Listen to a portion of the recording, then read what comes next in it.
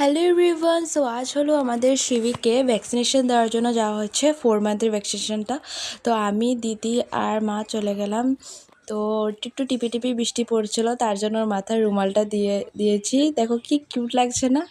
তারপর টোটোতে উঠে গেলাম, আর ও তো চারিদিকে ঘুরে ঘুরে দেখছে গাড়ি ঘোড়া।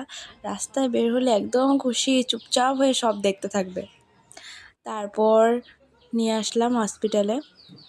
তো ও তো জানে না এখন ওকে দেওয়া হবে। তারপর দেওয়ার পর যে যা কান্না করলো কি বলবো, এত খারাপ লেগেছে। তারপর আমারও 16 ইয়ারের ভ্যাকসিনেশনটা বাকি ছিল, ওইটাও আমি দিয়ে নিলাম। তারপর আসার সময় মিষ্টি সমোসা খেলাম। তো এটা খেয়ে বাড়ি চলে আসলাম। বাড়ি এসে লাঞ্চ করলাম। তো লাঞ্চে আজকে এসব ছিল।